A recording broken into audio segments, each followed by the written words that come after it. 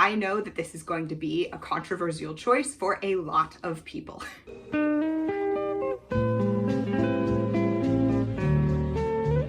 Hey folks, I'm Allison. Welcome to my channel. In today's video, I'm going to tell you about the top 5 books that I read in 2024. Let's get started. In no particular order, my first favorite book of 2024 was The Atlas Six by Olivie Blake. The book revolves around 6 main characters who were invited to join the Alexandrian Society, a fancy, posh, magical society built around the Library of Alexandria and all of its infinite knowledge. However, to join the society, they have to do a 2-year fellowship to learn about and expand their magical abilities. And of course, there's a catch. That's all I'm going to tell you about the plot for now. But one thing about this book that makes it really interesting and definitely worth a read is the way that the perspective jumps around from chapter to chapter between each of the 6 protagonists. Because each of the protagonists is such a unique character, the narrative perspective of the story changes drastically between one chapter and the next. The author also relies on the shifting narrative perspective in order to dribble out the information that you need to solve the mystery at a really compelling pace. You always feel like you're just ready to turn the page and figure it all out, and yet when you turn the page, there's another mystery to be solved. If you love a fun page-turner of a fantasy book, definitely check out The Atlas Six. The next book on my Best of 2024 list is My Year of Magical Thinking by Joan Didion. I am a Joan Didion stan. She may be the most talented writer in the past century. Everything that she's written is exquisite. Her economy of language and ability to give you one detail or one concrete image that tells the entire story is unsurpassed. And while I've mostly read her fiction, this particular nonfiction book, which is a memoir about the year after her husband died, is tragic and moving and all of the things that nonfiction should be at its absolute best. The title, My Year of Magical Thinking, comes from the way that the mind splinters when dealing with a tragedy and loses its grip on reality such that it's not engaging in logical processes any longer. One moment that really struck me was when she was unable to throw out her husband's shoes in case he might come back and need them.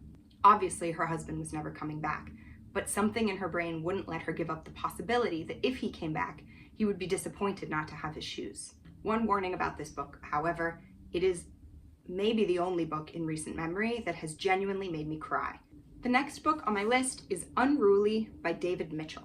This book purports to be a history of the monarchs of England, but of course, as you might expect from David Mitchell, this is primarily a book of comedy. Also, one note, this is David Mitchell, the British comedian, not David Mitchell, the author of Cloud Atlas. If you mix those two up, you will come away from this book very confused. It doesn't give you any footnotes or citations to the information, so don't look at this book as a textbook or a serious source of historical knowledge. Look at it as a fun way to get some context into the history of the UK.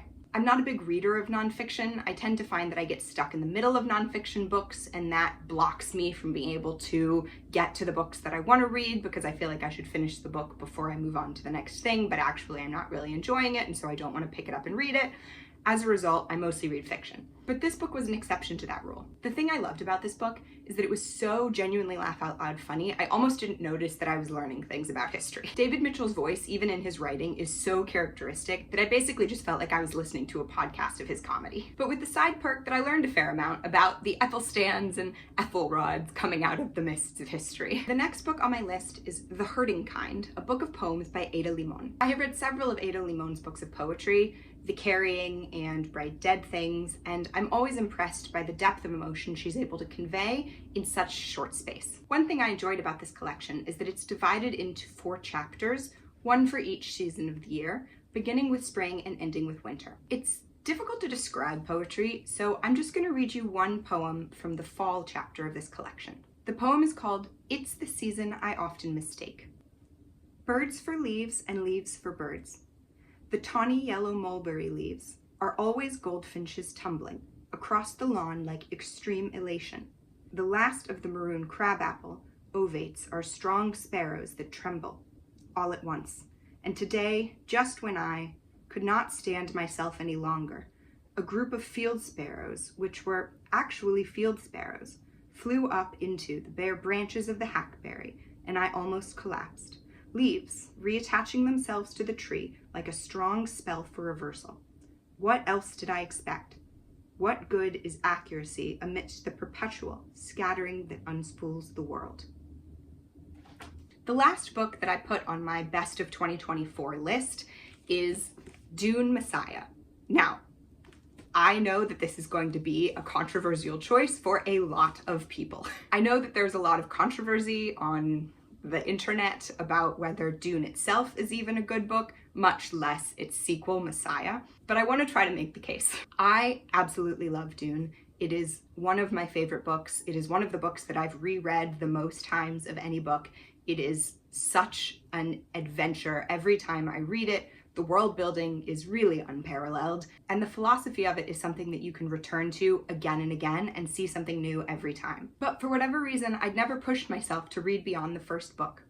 And this year I decided it was finally the year I was going to read Messiah. Messiah is necessary to complete the arc of the first Dune book. The first book looks like a hero's origin story, and even though there are hints of darkness throughout it, I don't think I had really come to grasp the darkness of the storyline until I read Messiah. If Dune is about Paul's rise to power, Messiah is about the devastation that follows. Despite knowing the risks that his rise to power posed, Paul made his choices, and now he has to live with the consequences. This book's exploration of the inevitability of power's corrupting influence, even when we're talking about a protagonist that I loved coming out of the first Dune book, changes the entire way that I read Dune now. And I'm so glad that I made it through the second book and was finally able to see the arc conclude. So there you have it. Those are, in no particular order, my favorite 5 books that I read in 2024. I hope that you enjoyed this video. If you'd like to hear more from me, please consider subscribing. And finally, thank you so much for spending some of your one wild and precious life with me watching this video. Goodbye.